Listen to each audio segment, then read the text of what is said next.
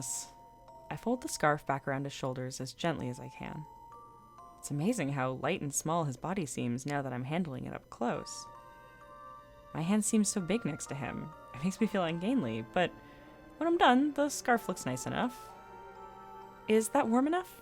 I can tie it again if you want. Get him his good side so he doesn't expect it when you steal all his gold. Hamster. Dragons do love gold, though. It will do, thank you. It seems I can count on you for help after all. I'm glad for that. So, you're not mad? You helped me when I needed help. Should I be angry? I guess not. You're, different, you know? So I don't really know how to act, and I don't want to offend you. Ah, I see. Don't worry yourself about such things. I don't think you could offend me, even if you tried. Because you're like an ancient being and beyond all that stuff? No, because you're very sweet. Oh, shit. Oh, thank you. Anyway, don't worry about the scarf. Happens to the best of us. Look, he's a red dragon. He's gold horde. And it's I was sitting there being like, guys, red dragons are inherently evil. What do we do? Red dragons are inherently evil and they fucking love gold. And he's giving us gold. Chaotic evil. It's not their fault. Dippy called it sweet. I know, right? Happens to the best of us. Sort of. Can I ask, though? Didn't it occur to you to just use your hands? I don't feel very comfortable using them. The thorns are so sharp, and these fingers seem so very frail and new. Oh, sure, you can tell hands like these have never seen a day's work. Without thinking, I take his hand in mine. Girl, you move quick. Not all red dragons. Yeah, I'm going with he's a gold dragon. My own fingers are thick and calloused and, like the rest of my body, large. His hands are strong, soft, and smooth. They're dusted with white scales that look delicate and fragile, like glittering jewelry. Huh. A strange observation. But I suppose you are correct. I have no need to bustle about and keep myself busy as you humans seem to. Oh my gosh. I just grabbed his hand without thinking, without even asking. What on earth is the matter with me? I drop it like a hot potato. Sorry. God, I'm so thoughtless sometimes. Why apologize? Your hands are warm. It felt nice. We dragons live our lives mostly in isolation. Human touch is a curious novelty. He reaches up to touch my face. My heart starts to flutter like a trapped bird. However, he seems to think better of it and withdraws. But if you are sensitive to such things, I'll respect your boundaries as you respect mine. With that, TIRUNE tucks his hands back under his robes and moves on. I stand still for a moment watching him. I haven't quite calmed down yet. It's snowing harder now, which makes the going more difficult. All his bundle-up layers give him an awkward, ungainly shape.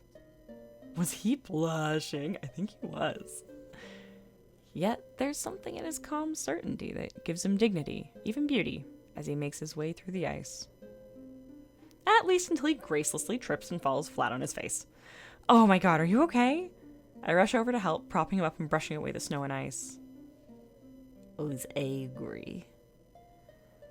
I'm not used to this form. It's like being a fledgling again.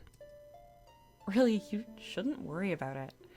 I'm clumsy about all kinds of things myself. Oh, which isn't to say you're clumsy. I just mean... sorry. Rosemary, enough apologizing.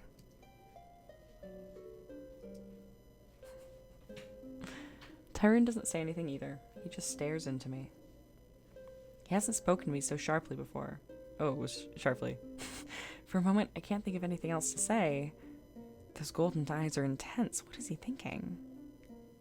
Finally, he rests his hand on my shoulder. I shall have to stay close to you in case these legs fail me again. I may even need to take hold of your arm, if you don't mind. Oh, sure. Yeah. That's fine. Good idea. He keeps his hand on me as I help him up. His fingers are so long and pretty. I try not to stare too much. And so, we set off walking again. This time he doesn't lag behind or move ahead. We're side by side. Every so often, he stumbles a bit and leans against me, or delicately hooks his arm around mine. I'm going slow to make it easy for him, but we manage to keep a steady pace and walk for a few more hours. We don't talk much, but somehow I don't feel so awkward anymore. We're communicating more easily with just touch. When he presses lightly on my shoulder, I know I have to help him over a hurdle. When he leans slightly away, I know he's doing fine and we can walk a little faster. We fall into a nice rhythm. Occasionally, he even smiles at me. He's strange and distant, but I'm getting used to it. Eventually, though, the path gets a lot steeper. It's nothing I can't handle, but I worry about him. Whoa, new scenery. It's almost twilight and the snow falls heavier and heavier. Are you doing okay? You're shivering. It's just this body. I'm not used to it. The slightest breeze seems to go through me. So he's still feeling the cold even with all those layers. Poor thing. Yeah. Yeah. Am I right or am I right? Like, I'm not the one who made them evil. Hey, well we're going with Gold Dragon, right? Gold Dragon's fine. So I'm trying to cross my legs under my desk, and it's too short. But I like to sit with my legs crossed, so I'm having a dilemma. Anyway. Oh boy, we know how to warm you up. We got this. I put my arm around TIRUNE. Without missing a beat, he presses himself into me. I'm surprised, but I don't mind. I rub his back, trying to help him get warm. After a moment, he stopped shivering so much, so I guess it's helping. And I admit it feels nice, having an excuse to touch him. Look at her little blush. He leans his head against me and breathes deep, smelling my hair. TIRUNE! He jumps away, like I've terrified him. I didn't even know he could move that fast. Hey, you're gonna be cold. Quiet, I'm fine. He's obviously not fine, but he turns and rushes ahead of me without looking back. Before long, he stumbles and falls into the snow. I rush over to help, but he lashes out to push me away. His sharp fingernails scratch my skin, not enough to draw blood, but I'm stunned. It's like a cat that I trusted suddenly hissing at me out of nowhere.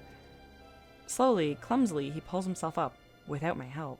He winces when his bare hands have to touch snow. I don't get it. Why is he acting like this? Did I do something wrong? Oh no, what do we do? I don't know.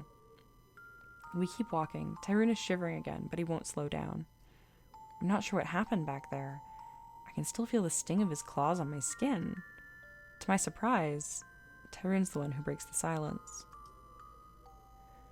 I'm sorry if my behavior is confusing. You should know you haven't done anything wrong. So what was that all about? I take it you don't know much about dragons. Huh? Why is he bringing that up? I guess not. I just know the old stories, the ones they tell you when you're a kid. But those fairy tales are mostly made up, aren't they? Dragons capturing maidens and devouring villagers. You guys aren't like that in real life. I wasn't sure if I should ask about it, though. Why not? Are you frightened of me? Am I? I hadn't thought about that, not in any serious way. He's so frail and fragile, I can't see him as some monstrous beast. No, we didn't fuck up. We didn't fuck up. That's totally what we were supposed to do.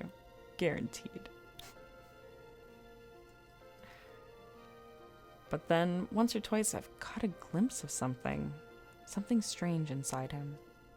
And when I start really thinking about his true nature, I feel dizzy, like I'm looking into a well and I can't see the bottom. I don't like it. TIRUNE chuckles darkly, and I realize I haven't said anything out loud yet. You're taking a long time. Is it such a hard question to answer? I'm not sure how I feel exactly. Tell me this then. Which dragon stories do you know? What, this stuff for kids? Come on, you don't want to hear that. I certainly do. A human perspective can be illuminating. Well, in that case, Oh, sure, we still hacked up. Yeah, fair. The one I know best is the story of Camilla. You've probably heard that one, right? It's famous. Camilla. Please, refresh my memory. I'm old. These things run away from me over the years. I feel silly telling bedtime stories, but hey, you asked for it. No. Let's see, Camilla and the Dragon. She was this woman, the most beautiful in her village, right?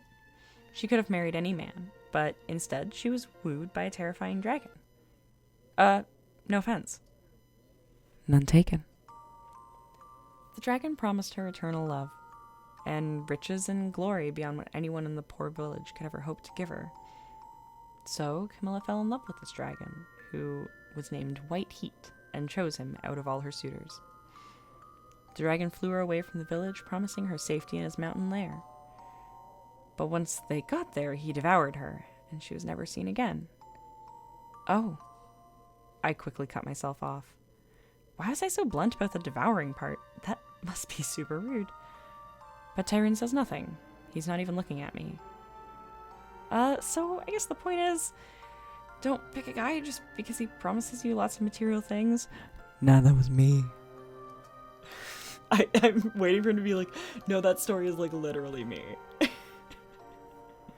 But I always thought that was sad. Did she deserve to die for wanting a better life? On the other hand, maybe that's just what really happens. People getting deceived by their lovers and stuff like that. I don't know much about relationships, so... You may be overthinking the story's moral. It sounds to me like a simple warning. Stay away from dragons. TIRUNE turns to stare right into me.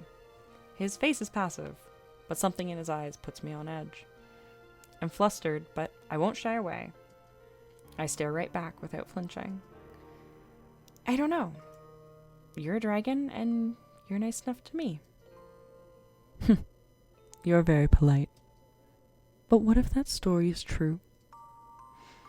What if I told you I was that dragon and Camilla my lover? Nailed it. The lover I betrayed and devoured. Would you still think me so nice? What? No, that can't be true. You're just kidding around with me. Right? I do not kid around. I am many centuries old. The story of Camilla and the dragon has endured where other tales were forgotten. It must have a certain resonance. But everyone knows it's just a made-up fairy tale. Is that so? Tell me, what was that dragon's name again? White Heat? And what does TIRUNE mean in the southern language? I only studied a little bit when I was a girl. I know Tyr means white and... Oh. So you see, I am called TIRUNE in the south. There are many words for what I am, but I like that name best. I am called Prince because my mother is called Queen, although we dragons have no such titles for ourselves. But dragons being monsters and eating people, that's just a fairy tale thing. Or at least, real dragons only did that a long time ago, and now we all live together peacefully. That's the whole reason you're going to Starlight City, isn't it? To keep the peace between dragons and humans? Not to, like, literally eat everyone? You're right. And it was a long time ago that I knew Camilla. A different time. More wild and In many ways more honest. It's true that we no longer eat humans,